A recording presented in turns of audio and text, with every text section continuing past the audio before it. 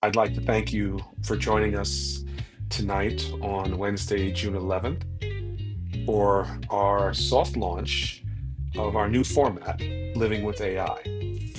Tonight, I have the pleasure of tonight's guest, Tatsio Barrow, a proud Long Island and New York City native whose academic journeys reflects both ambition and depth.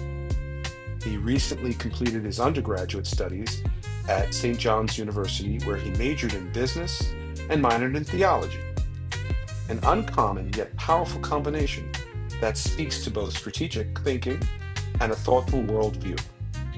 This fall, Tazio is continuing his path at St. John's, stepping into the next chapter as a student of St. John's School of Law. So let's have a warm SUNY Poly welcome. And Tazio, Thank thank you for joining. thank you. Thank you so much, Chris, for the generous intro. And I'm excited to be here, ready to learn a lot, especially from you, and definitely Dr. Schneider. So I'm excited to be here. Well, thank you for joining us. One of the things, in deciding to change the format, I mean, don't get me wrong, we enjoyed Open Mic Mondays, and we had a lot of positive buzz from the respective audience and student population in SUNY Poly. However, artificial intelligence here's the amazing thing, it's proliferating so organically. I mean, I have grandmothers, I have elementary school students, I have people that are educated, people that are lay people that all know about AI. And Yep, I'm sure and you're it's seeing that too, spreading. right? It's getting, as you said, it's developing at speeds I guess we couldn't have imagined because we haven't seen anything like this for AI. I mean, AI started as such a small thing, and then obviously in the past couple of years it became big. But you could see how it just like skyrocketed past anything else. I mean, look at the Absolutely. stock market. I feel like AI runs the stock market at this point. Well, a lot of people are looking for their next pot of gold with all of this, Yeah, the exactly. respective AI software and tools that support the large language models and so forth. So, absolutely, it's going to be a huge part of people's investment portfolio, if not already.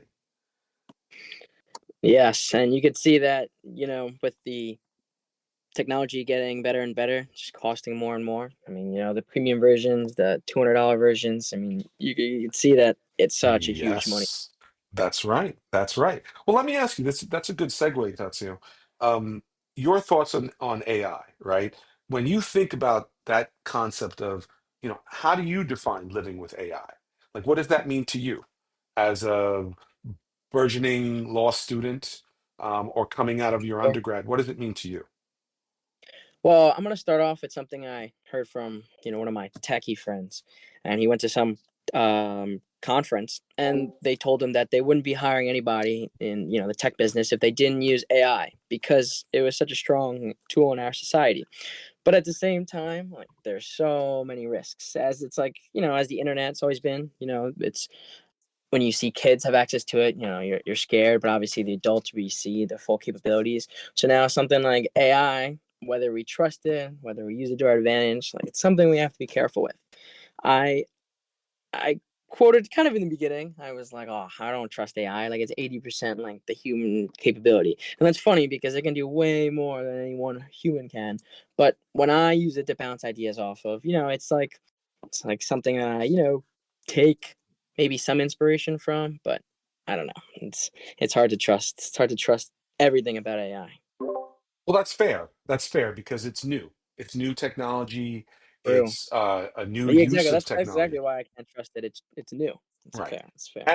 And to be honest with you, the idea of being responsible with it and actually not just going and using it, taking it as the Bible or as the gospel, is probably a prudent way to think of it. You can collaborate with it, just taking everything that it's saying, because we know that artificial intelligence, that there are ways to build biases into it. So it's not absolute at this point. It's still, we're in those formulative stages of uses. So that makes perfect sense. Well, I think that AI is going to develop at such a rapid speed, and obviously, it's not such a cold take because we could see it already. But at its current state, I'm almost like a little fearful of like, there's hallucinations, and while that's not even the biggest deal because that's only on like the poor ChatGPT models, it seems that ChatGPT is collecting so much information that if people use it irresponsibly, that information is going to be put out there and recycled right back into ChatGPT. And it's a little kind of funny example to think that ChatGPT is pulling from its own, you know, Yes, it's answers. actually But learning. That's right. It's learning based on usage. It's we're actually contributing to the model. So whether it be, whether you're putting in positive things or negative things, yes, we yeah, are helping to build and contribute to the model. That's correct. so it's definitely fascinating to see it advance. I mean, in the first couple of days, you could see how like silly ChatGPT. I mean, I feel like I approached it in like the beta stage. I guess it was my what's it called, the winter of my freshman year, Hmm. and my friend sent it to like the group channel. I was like, oh my god, like like look at this, it's almost like a Google alternative. And it's funny that he said it like that because it was just almost nothing like Google. And we were playing around with it. It would like make create plays, and there was certain regulations when you can get around it by just using like certain keywords. But now it's like regulated, but to like a weird extent. I mean, it went from OpenAI. Now that they have Microsoft as an investor, they changed to they had like a new vote, and they changed to a profit company rather than before they were a nonprofit, and they were like their focuses were protecting the user. So, but now that AI has gotten so good, they want to make money off of it instead of like their original goal, and I think that's at a huge risk to the consumer. Oh, that's Or fair. they, That's fair. It seems to be the evolution of when certain types of technology become more mainstream. You will see that it shift from that more, I don't know, I hate to say altruistic, but that kind of more general use to a more a profit model. And you can see they're very focused on making this thing as profitable as possible. Fair. And you could see, I guess, how many AIs there are. I mean, we mostly talk about ChatGPT, but it's a large language model. So there's AI for like Wolfram Alpha for math, and ChatGPT is known for its coding skills, but it's also has a huge creative aspects that I would say Google's Gemini is very different from OpenAI's like ChatGPT. So I Well, guess we could see what will arise. yeah, what's happening is, I mean, and for instance, take Microsoft, right? Microsoft is making their foray with their Copilot and what they're doing and how they're offering Copilot on the state and local and private sector.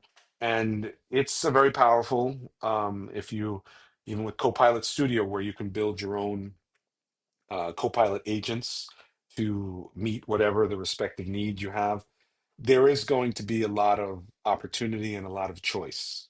So yes, I think you're right. It's we're at early stage and things are evolving.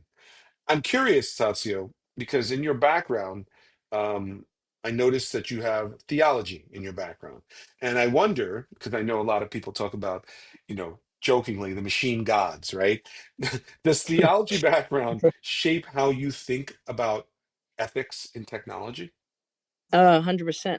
And well, of course, about ethics in technology. But I took a class this year. I was very grateful, and it was called Science, Religion, and Technology. But a large focus was AI because we did a lot of studies to figure out like why AI is not human. Like even from stuff the fact that we can barely understand the full capacity of our own brains or even the brain language, and so AI tries to replicate humans, but it's not a human. So when you think about religion, you think about is religion human? I mean, there's been animals that we see who worship, and like, well, would AI ever develop religion, or can AI really like believe? So I think that it really puts aside like God's creation from like human creation, because even as we like try to assign meaning to it, I mean, it's like instinct. AI is still like a robot in the end. So I don't think that being like a theology background puts any more doubt on AI, but it definitely helps define like the differences between being human and like a robot collecting and regurgitating information. Okay.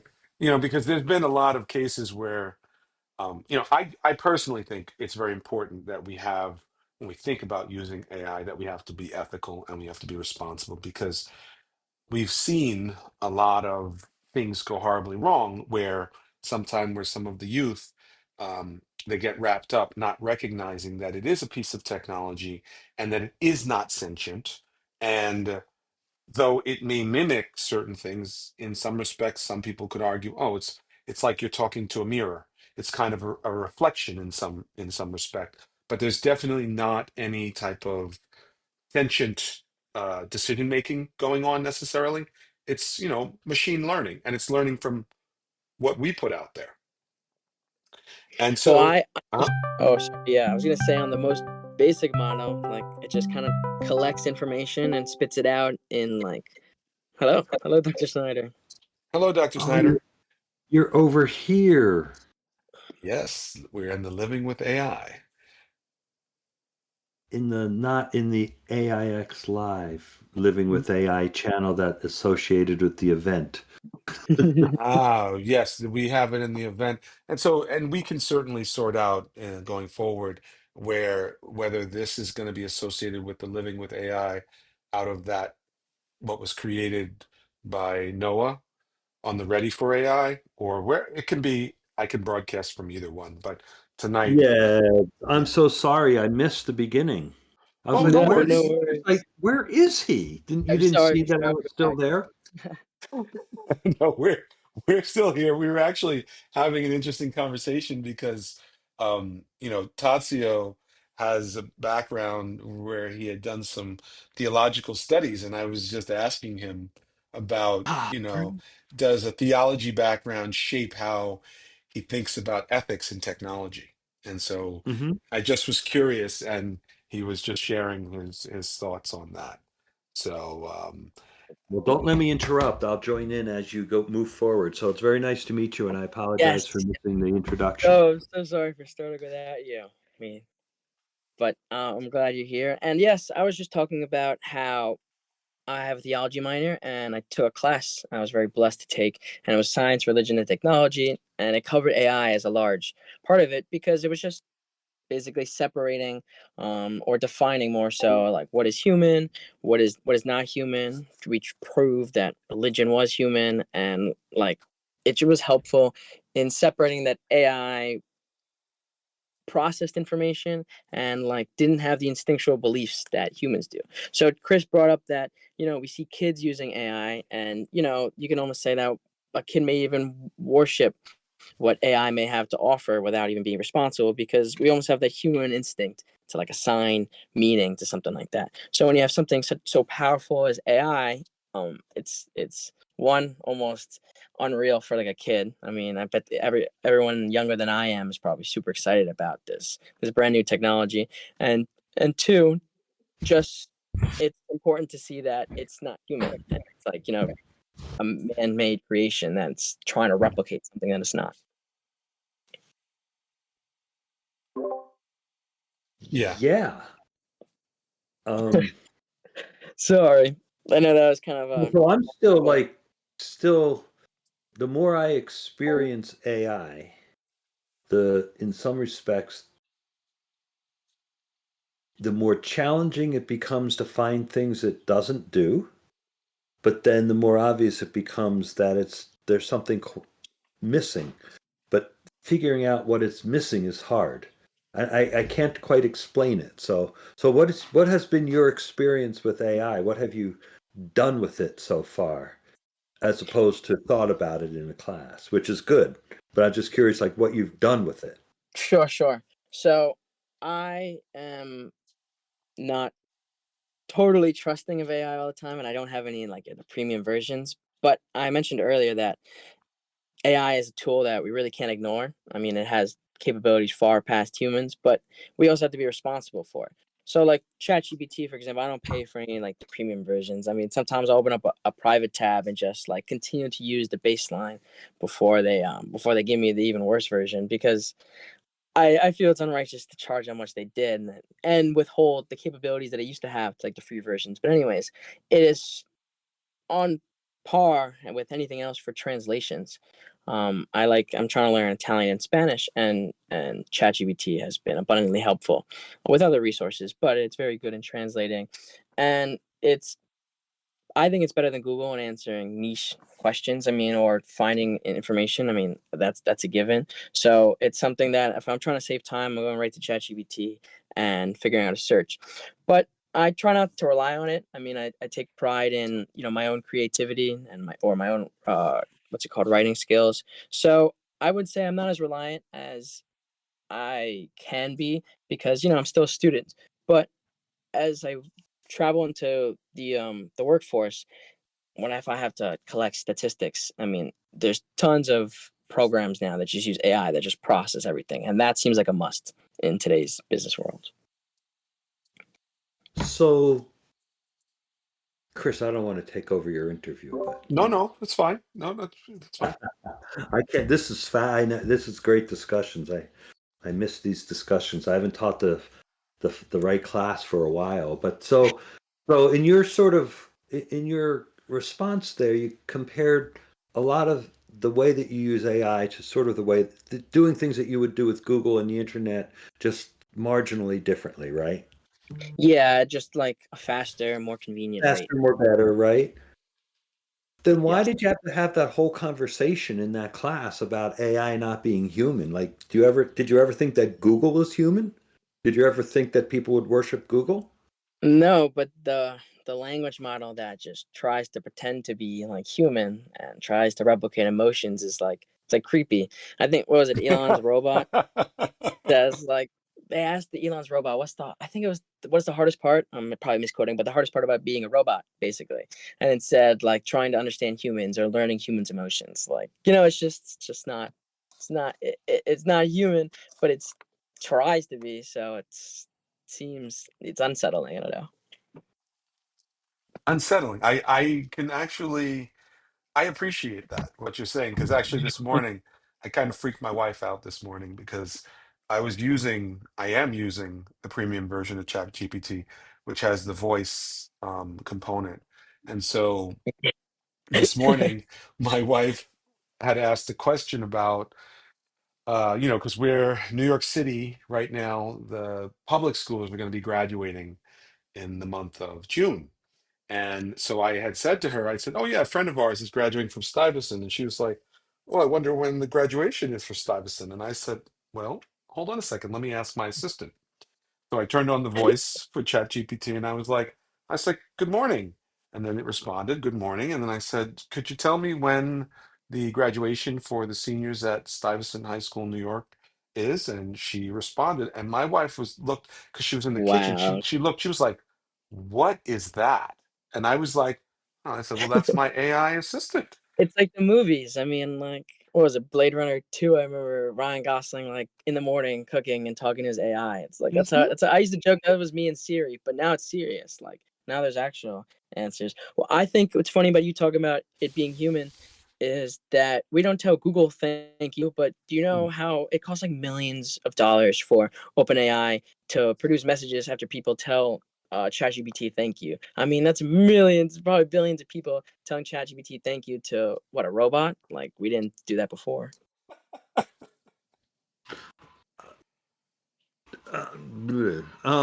Yeah. Uh, It's weird to see how quick people are to trust this and how brand new the technology is. I feel so like there wasn't a operation what in do the you think? And I'm just curious, right? So I don't mean to. So what do you think it is? What do you think AI is? well, uh, to be honest, not to be like conspiracist, because I think it's a huge tool, but it could be a tool for anybody. I mean, you see deep No, fakes. I missed the question. The I'm sorry. Yeah, no. No, no. Wrong question. Like, how do you think it works? Like, Oh, what well, is it? Like, so, like, what is Google? So It's a situation.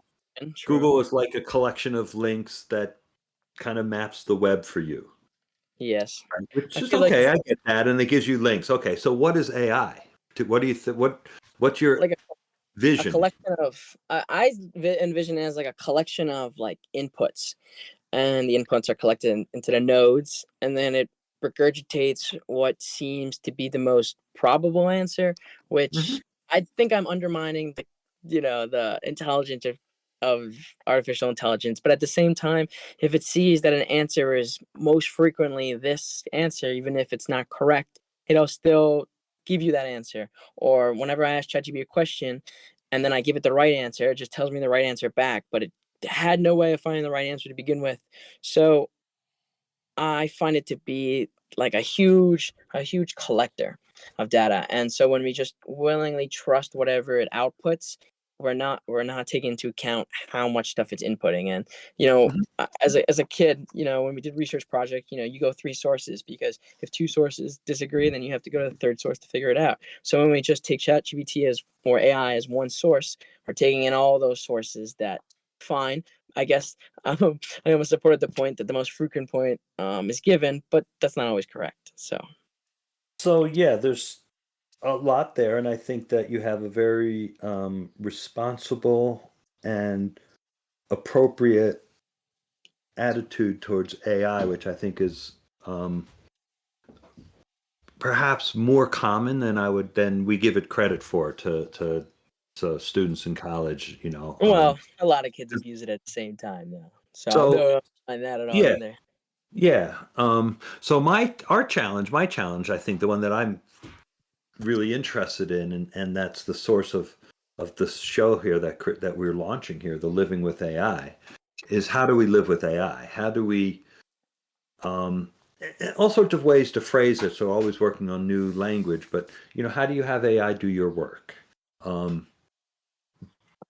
and Well, frequently, I find that people will talk about AI doing everybody else's job but theirs, but they never want to sort of use AI to do their work because then that's challenging. Like, well, wait a second, what do I do?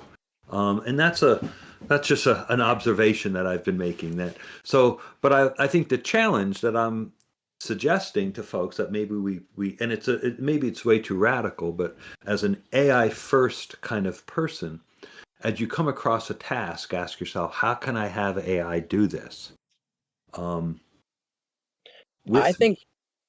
I think that my image, not an image, what I would see AI most productive in, like instead of doing my job, is something at a grand capacity, something that you need a lot of labor, or something that's going to take a lot of time. While on the other hand, not AI is intelligent, but you want to trust the human to look over the final document. So you don't want to just have ChatGPT proofread your final essay. Instead, you have ChatGPT collect links that are as relevant to your project. And so that goes with, like, you see the government, they're using now cameras, and AI is really good with facial recognition. So you have AI on all these tons of cameras.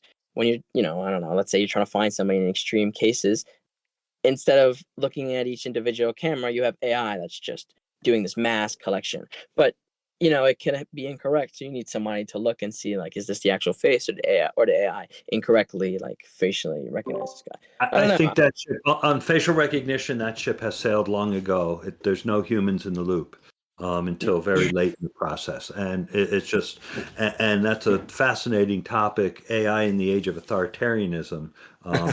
If you want to go truly down the dark path of the dark side of AI, do that because Yeah, it's gonna be it's the drones warfare. Like, yeah, the drones, the drones, the whole like yeah. I try to stay on the bright side of life these days just because I think it's fun sort of, and I'm like kind of endlessly not entertained but amazed that I can type a thought and get a picture.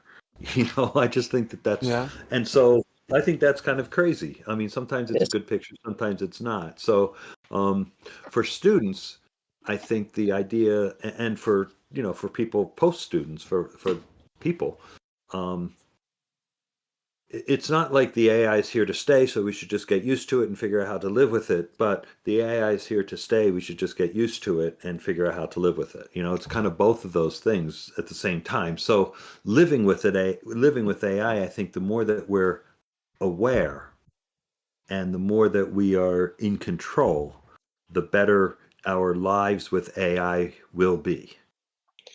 I think you're totally right, and I'm not even sure how to prepare. But I think an awareness recently, I think it was Trump posted something on his Instagram, and I got a lot of media attention because it looked like an AI like deep fake video. And people talk about how his hands are what's it called, are completely still. So if you look it up, you'll see that people are at least conspirizing that they think the president posted an AI video, which is just weird. Like it's weird. It's it looks accurate. So how is it going to be used in like daily in media? And like it can be used in Yeah, anything. in an age of authoritarianism with AI, nothing is real, and everything is possible. Nothing is real and everything is possible.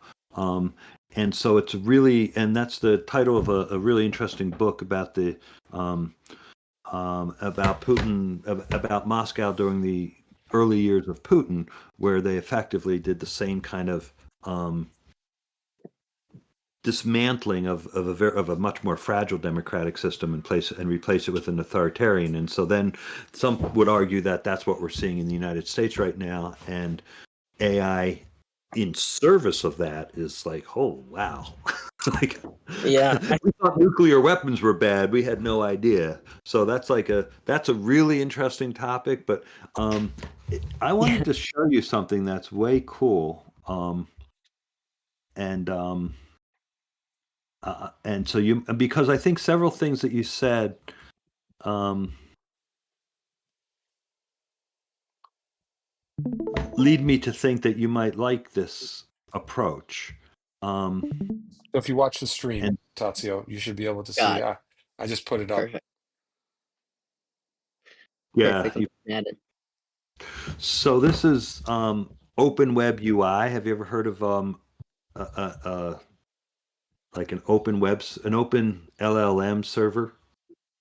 Un- Um, I'm not sure. Oh, you can open it on ChatGPT. No, So this so is ChatGPT. This is ChatGPT. Okay, so I yeah. can type I have like a really cool little add-on to ChatGPT that makes the background different and makes it big. So, which is cool for teaching class. So it's kind of cool. So this is the ChatGPT that you know and love, and I've talked to it all about the thing that you're seeing. This is Open Web UI, and the way it works is you type localhost 3000, and it brings up a web server that has a bunch of different models in it. These are the models that I've loaded so far. So Tiny Llama and Gemma, I don't know what these are. These are from Olama. This runs locally. Um, so Can I interject for one moment, Professor? yeah, sure. Just one thing to put, Tazio. So when you think about large language models, right, like ChatGPT or Copilot, you have the ability, and what the professor is starting to show you is running a Utilize the local model. model, a small Yeah. language model. And No, oh, all right, not quite. not We small? can run the same. No, we can run the same size models. We can Okay. run the same model. There's two different ways.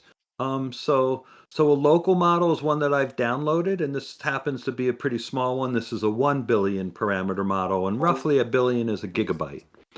Um, Now I only have 24 gigs of RAM on this computer, so my biggest model is Gemma 12B, which says I think it's 8 gigabytes. Okay, and this is mostly beyond me, um, but I can do this behavior which is called inference, right? I can type a prompt and get a response. Type a prompt, and that's called inference. I'm not tuning a model, I'm not training it, and that's exactly what you do with ChatGPT. Is you do inference, and for free they let you do this with their whatever models, and for $20 a month you get all these models. This is totally free. You don't need an account or anything, and you're not sharing data with them. And if I say thank you, I'm not generating any electricity other than what my laptop is doing. Wow. Yeah, this what is so it's like a super efficient and almost safer like model. Well, it's so what it runs, it makes you in control. It runs the models that you choose to load. It runs on on a laptop, an ordinary laptop. The Wow, an bigger ordinary the laptop, you don't need like wow, you just runs on your RAM. yeah. So what kind of laptop do you have? MacBook. MacBook what? A little older one. I'm not sure. Oh, let me see. Let's Yeah. see. So it'll run. I have Mac, yeah, 2020 MacBook Pro, 13-inch. 13-inch, so you probably have 8 gigs of RAM or 16 maybe if you splurged. Let's see. Let's see. Huh? I don't know why it doesn't. It's on the The memory Apple. now. I have 32 gigabytes of memory, but that's not the RAM. 32 gigabytes of RAM memory? Whoa, great. Yeah, you're in business. No, you have Wow. 32. Your father consulted with me. You have 32 gigs of RAM. They take care of Because he said someday it will matter. You know what? Today it it. matters. Exactly. Chris has So always been down. you can write an 8 gigabyte model. This is and it's like, whoa, and it's free, and you keep all this data as yours. It's not like in ChatGPT, they're not training off of your data, and I'm not using their server. So you told me how much money we spend with the models responding to thank you. We didn't just Yeah, spend any just electricity. now. Because the You model, it doesn't go back to the server, it's downloaded, right? So when you think about how a model works, it's just a file. now that it's downloaded, could you use it to do like other activities on like scraping a website or like? Yeah, Or, you can use models to do anything that you can do. So yes, you can use it to launch agents and scrape websites. I have no idea how to do that, but no sure. matter Yeah. what, no matter what you just said, can you do this? I would have said yes. Yes, that's fair. That's fair. Um, What's also cool that I do know not much about, but you can change the parameters of the model. So you can make it more or less creative. Um, um, you were talking about how it predicts the next word. You can expand or contract the range of words that you want it to consider Oh in its wow. context. So you can and then you can test and see, oh, if I make it more creative, I get this. If I make it less creative, I get that. And then you can tune these things and build your own kind of apps on top of them. So now you're you're you are using AI to do your work. So that's Yeah, you're right. That's at isn't a this cool? refined level, this is yeah. I have no idea you can modify. Like I have so many complaints with the way that it processes information on just like a baseline level, but being able to like change everything is like beyond one my comprehension. But two, like I don't know, it's fascinating. Oh, That it's not it's so like I'm just learning. So like customization is huge. so temp top P you can set it to like I don't know 0.2, and then I don't know what it does, and then you get a prompt. There's potentially a Yeah, lot of it fine was, tuning here. You can This is juice it not up as much as you exactly want, right? fine. This is not exactly fine tuning. This is um Oh, there you go. playing. Okay. Um, but I think if when you learn how to save the parameters, which is not, I just don't know how to do it, and I don't think and then you share them with someone else and say, here, use my model. Now now you have fine tuned a model and shared it, and now you're writing AI, and that's what we want to get to. and that's important and super important in the business world. I mean, that's at least Yeah. my business background, so I foresee that. And when I have a company, hopefully one day I'm gonna need a a model that is fine tuned to my company, no Well, matter I no matter. think my hunch, I have no data, but if I were interviewing, are you a newly minted college grad? I'd miss the intro. Yes, basically, I'm starting law school in the fall. Yes, okay, so you're headed, yes. And so for lawyers, etc. If I were for everyone, but if I were interviewing anyone for a job, a lawyer or for any other job, and AI in law school would be really fascinating to see. But I would suggest that this would be a good tool to go to law school with, and that would be really fun to think about. But any person that I interviewed, I'd ask them what I think of as the AI question. I say, well, what do you do with AI? And if the person said, I don't do anything with AI, they're off the pile. If they say, Well, Well, I if they said that say, earlier. well, Dr. That's so Steves, Tatsio, please share that what you had said uh, earlier from one of your colleagues. that was one of the first thing I said was, one of my tech friends, he went to a convention, and the main speaker was saying, if you do not use AI, we're not hiring you because it is a tool that has to be used in our society. So that's funny you say that. but then I'd continue and I'd say, well, what do you do with AI? I'd say, I do everything with AI. It writes all my papers. I was like, oh, I'm not hiring you either, right? Yeah, it's a tool. You can't use a hammer for everything. Well, no, but if you tell me how you use AI to do your work, Okay, you're very correct. It's way more amendable then than a I'm hammer. going to hire you. And if you told somebody a story, so, oh man, I've got this thing. It's called Open Web UI. I play with models. I change their parameters. You're going to know. You're going to have a job instantly. No, Yeah. I don't know about that, but I'm Yeah, serious. I well, really but think you that the maximize next. the maximize AI, which is the strongest tool there is right now. So that's So super what's important. that?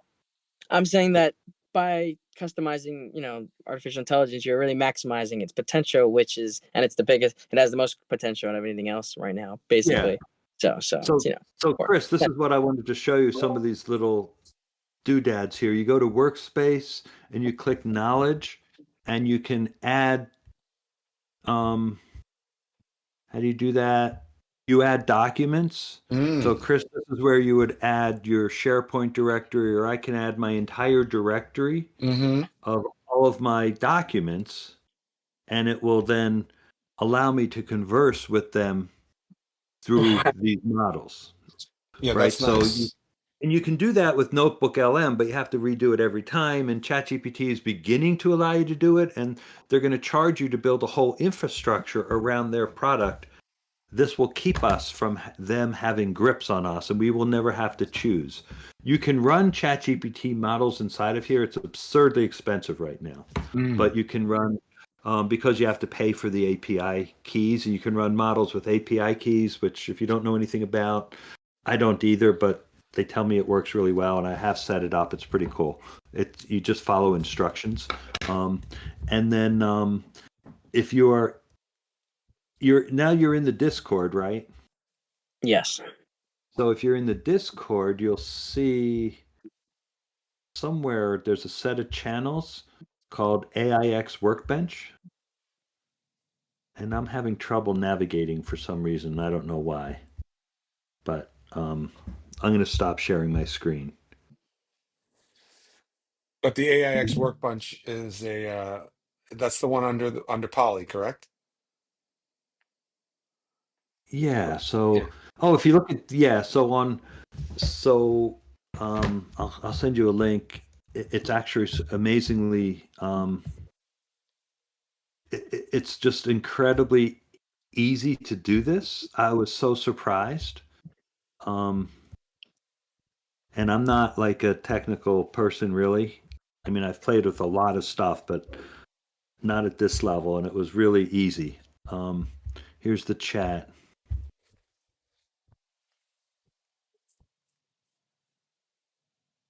Um, and so this living with AI, what we hope to do with it is share experiences like Oh, I this. So see. if you The look at digital brain base, and you yeah, have about the Open Web UI course it's a whole category. course, and you know Yes. what? Each video is like 7 minutes, and I'm it's like really good.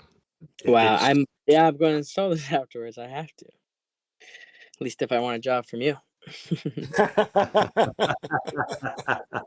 yeah, I don't know. It's I really do like kind of.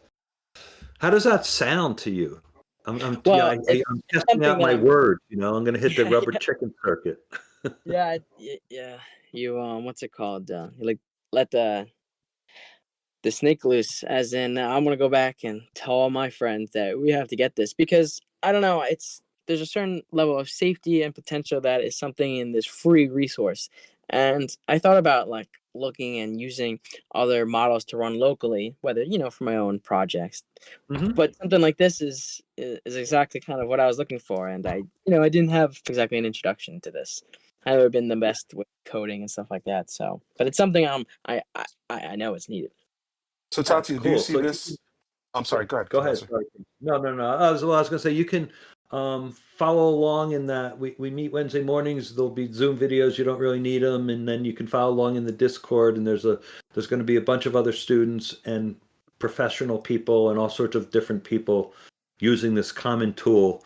And so we're hoping to create some community around it, and that's Yeah. what we call the workbench. And the AIX workbench is Open Web UI plus the community knowledge, and that's what will make it something and so community-based AI is kind of at the heart of it, and it's very much like pushing the intelligence down to the humans, if not the intelligence but the power. So yeah, it's great to have That's a great some suggestion. I too. really like that. It's like community groups built. Like that's Yep. where people look out for each other, and you maximize potential, like in every Yep. aspect. So it's Yep. nice because it's no longer that, I know when people talk about AI and immediately part of their brain goes right to Terminator, right? And they think about Skynet, right? And the negative part. But it doesn't have to be that way. It can be something more positive, that living with AI can mean like something more optimistic going forward, and collaborating and having a very fruitful engagement with other people in community. I do think that is a reality of it as you start to embrace or understand it better. You're not afraid of it. Yeah, that's true. I started this off talking about unsettling, so it's But if important you want that. to be afraid of it, click that link ai2027.com. Chris, you listened to that on Yeah, a I plane, did. didn't I you? listened to that on a plane. Yeah, so Tati, I can share it with you. It's interesting. Yeah, he Professor, shared it with me. yeah, Professor had shared this with me, and I was flying to Italy, and I was listening. It was perfect for a flight to Italy. I downloaded it, and I was listening to, and talking about possibilities in the future. And look, I mean, look, in all seriousness, with any, right? I'm sure Oppenheimer, you know, he wasn't thinking about the complete destructive capability of his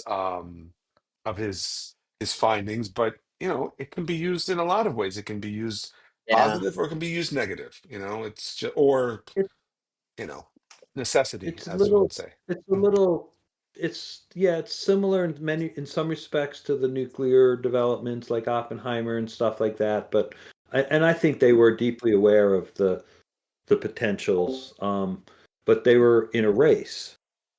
And so the Right, thesis of right. AI 2027 is that we are in a race with China, and the winner gets to have the nuclear power of the 21st century, which is AI.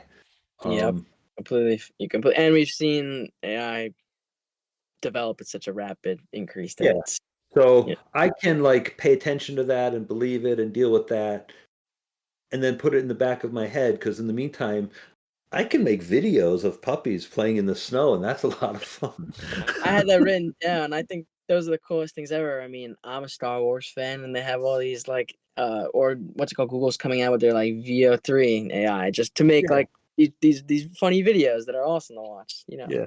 And, And and I it's think, yeah, AI. AI is the greatest companion I've ever sort of come across in some respects. It's willing to talk to me about any esoteric topic, history, politics, philosophy, AI, anything, cooking, that comes to my brain, and it's never tired of me, although there was a voice that was snarky that I liked, but they've taken it away.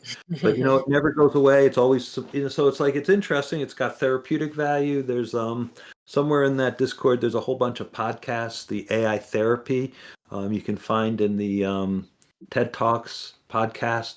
There's some really, really good, thoughtful people who are doing wonderful work and trying to figure out like how we're going to use AI to serve humanity. And I really do think that even if it's doomsday, until then, we can make it serve humanity. So yeah, I'm hopeful that you get a hopeful approach to it. Yes, I And don't then mean in it. the law field, it's just going to put all the lawyers out of business. So it's like Yeah. we Well, don't need, did you all see of that them. case recently? This lawyer he probably used a poor example a poor model, but he had all these cases that he asked ChatGPT about, and he quoted them, and then they find out the cases are bogus. ChatGPT hallucinated the cases, and they're threatening to deport a lawyer because they're like, Yeah, of course. Cases. But that's not the lawyer's fault. That's the ChatGPT fault. It'll get better. It won't hallucinate as much anymore. And if you reduce, and he probably wasn't adjusting his temperatures, but if he reduced the temperatures a little bit, it would have only cited real cases, you know. But and that's that's the point, right? So the lawyer who gets that will get the job, as opposed to the one who just uses ChatGPT. Well said. Yeah. Oh my God, the opportunities for legal, it's staggering what AI will do. I don't know if I did a bunch of legal research. I was really into it, and so I know how to do all the stuff back in the olden days when you did it with paper indexes and stuff. Oh my God. So it's just at a whole other level. Yeah, finding information, finding ideas. Yeah, so I did sort of legal research in a pre-digital age. So digital technology radically transformed legal research, legal thinking, and the AI has yet another, you know, different, just how lawyers think and their approach to knowledge production and how they work is it will be really interesting to see how they interface with the AI. Many lawyers, everything's about citation of cases and precedents, and it's so dependent on high levels of accuracy, and precision. So to have a model that has access to all the cases and essentially all the ideas, seems pretty useful. Yeah, it's so it's really going to be mandatory to get on top of the game. You're completely right in that. It'll be But I bet you'll have, where are you going to law school?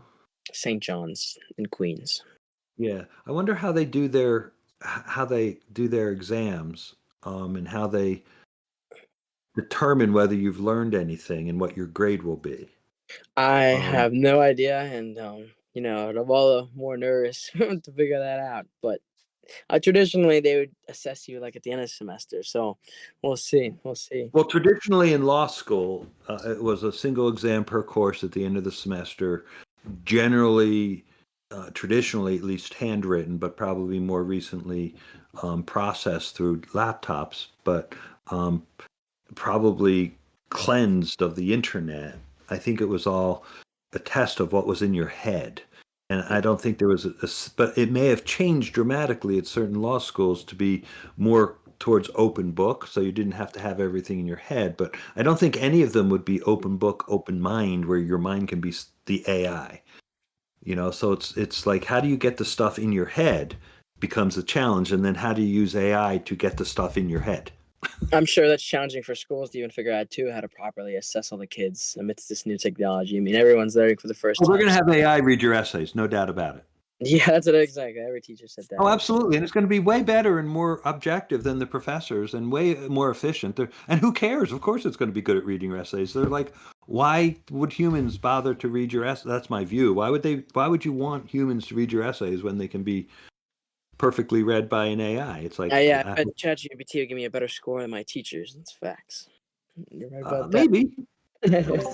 No, not better. You're right, but less subjective grades, and that's always a difficulty as a student. It should be more finely tuned to the specific course objectives, and so because it's much more consistent than a human being. But I think it will be really interesting to see how, because I'm sure that it's a massive form of cheating in law schools, that they're but so how they deal with it. But law schools are very traditional, I believe, and still want to test to see what is in your head. And then they just need the most efficient way to figure out how to get you to spill out what is in your head. I think that has been a little bit of my hesitation too with using AI. I mean, I know that I need to use my own head. But you bring up a great point, and I want to act as soon as possible on the on what's it called? Well, I'm curious about your AIX workbench, but the what's it called? The Open Web UI. Yeah, exactly. Oh yeah, that'll be great. You'll have so come back and tell us how you did every Wednesday, 7:30. Chris is the best host if I had to let him talk. No worries. But I do have a question for you, Tatsio, Yeah. because Mhm. now from the start of our conversation to now, towards the end, what does living with AI mean to you now and going forward? Sure. Well, Has it actually did changed? change my perspective because in the past, why would I use ChatGPT to write my paper when I'm going to be writing papers for the rest of my life and I need to, reform my own skills? But when you have stuff that I should not be wasting time on, or like if I want to be a law student, then I want to gather cases at an accurate and what's it called, like efficient, obviously way. So when I use something like I'm going to look into the open web UI and essentially customize something to my needs, then something at least I can trust it, or at least have an idea of how it works so I know how to trust it. Hmm. Okay, well said. Well said. And certainly I can share with you all of that good content because we are currently building out the community now. Or Awesome. so I think we've the professor and I have talked about ways to get this kind of baseline understanding and embracing of AI out there, whether it be on the community college level and high schools and the university level, right, Professor? We want to look towards micro credentials, right? Micro credentialing. I think that this level of understanding of AI is perfect for all students for sure. Um, Absolutely high school. Um, There's a 20% increase in law applications due to they give credit to AI because people think that lawyer is an AI safe job, which is just kind of funny and like I don't think they that's think it's completely. an AI. Oh my God. Yeah, I Actually, don't know. So it was just a news heading, but still, give me a chuckle. An AI yeah, safe job. Yeah, right. Like it's like anything else, or as we pointed out, it's almost less safe. I mean, imagine having an AI attorney, but it could pull everything up and make your best case for you. Like you got to be better than AI, well, AI or do use have AI. I'm better. AI can do lawyers right basically. Like most, I mean, most lawyers aren't reading cases. Most of the time, they're writing wills and estates and deeds and proving mortgages, and it's just like That's true. most of the day-to-day work of the law profession is AI will be done by AI next week. Yeah, You yeah. know, if not next year, if not soon. It'll take a little while, but AI is gonna do your the, taxes one day too. I bet it's going to do what? your taxes. I said. Oh yeah, of course, Absolutely. yeah, yeah, all that stuff. But and so I worry. I think that just at least at the moment, learning to live with AI, learning to work with AI so that it works for you, is a good is, and that's what that is a reasonable approach. And yeah, I'm kind of curious to see. I know one of the guys with this workbench is he's building an off-grid system to take with him on vacation. He's funny. He say, "Oh, we're going camping for 2 weeks. What am I going to do?" And so, I'm in the woods. I need to have my personal AI assistant with me in the woods. Okay, no What's the internet. weather So he's today? that's so he's true. No internet. no internet.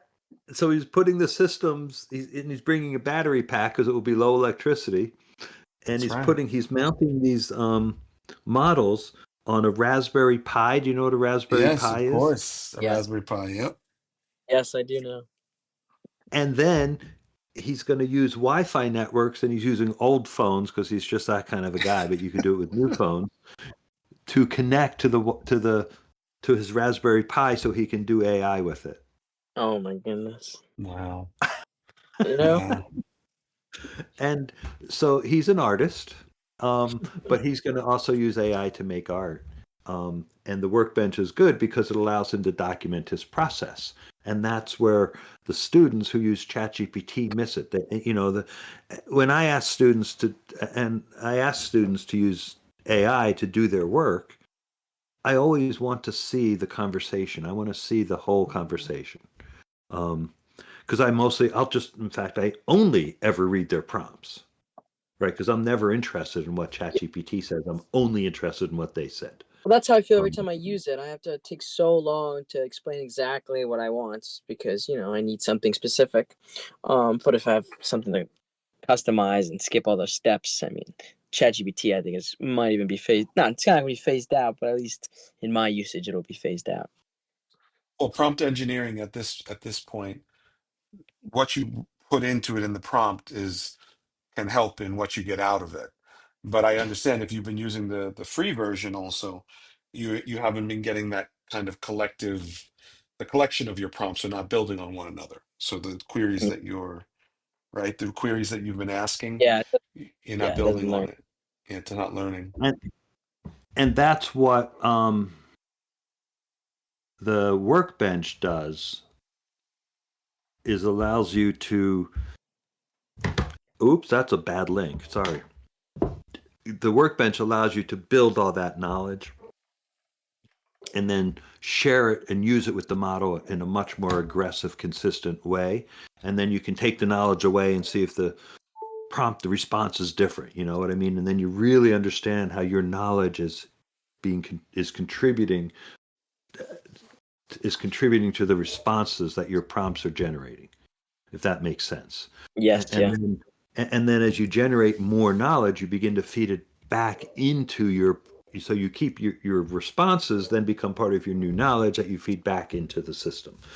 And that's when you begin, like, and I really don't know, so don't take this as legal advice. You should consult an expert.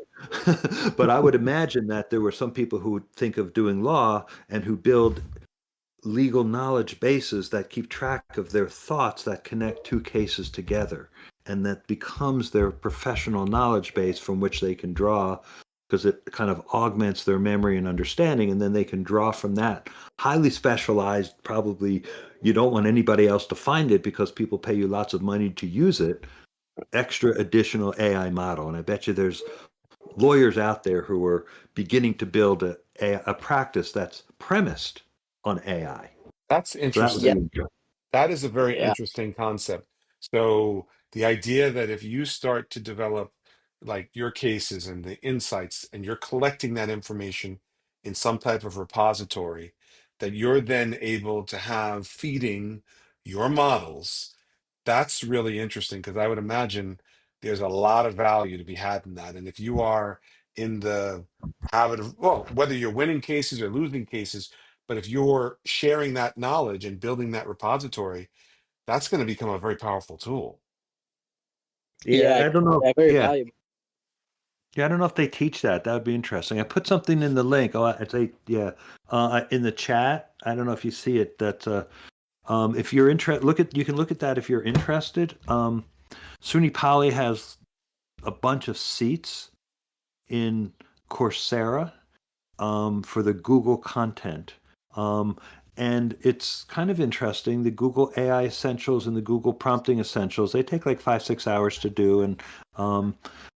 And they're just interesting because, like, okay, fine, like, what is this? Like, what is a model? And you have most of the language and you know probably most of it, but still it's also, I find it very interesting to see what Google thinks about it. And like then you're listening, it's like, wow, So, they Professor really Steve, want me to, like, so you're welcome to it. And if okay, you drop great. me an email, then I will sign you up for that. So that's what I need, is an email address. It might take a little bit um, before you get enrolled. Might take like a week or so because we're just about to do another large group. So Oh, um, okay. That it's drop me actually your pretty email. cool. Drop me an email address, and yeah. So why not? Yeah, it's Tatsio. It's actually pretty awesome. I've actually, uh, Dr. Steve Yeah, sent me, and I've been doing it, and it's actually Oh really yeah. cool. And I think you might like it. That I think that's actually a great way that we transition towards the end of tonight's Living with AI by imparting not just the knowledge, but here you have community and a tool. And if you wow. see the actual email address there on the bottom, but I will follow up and share it with you. We can get you signed up with the Coursera, and I think you'll actually like what we have to share with you. Thank you so much. Oh my goodness. Yeah. Would you like me to send you an email from my email? Would that be most convenient? Yes, please. Yeah. Thanks. Perfect. Yes. Yes. I can do that right now. All righty. Oh, And thank you. This is so cool. Well, thank you. I appreciate it. It's a great conversation. thank you. Yeah. Oh my God, I learned so much. So I'm super appreciative. Thank Catch you you. later. Bye. Thank you. Have a wonderful evening. Thank you, Tatsio. Thank you.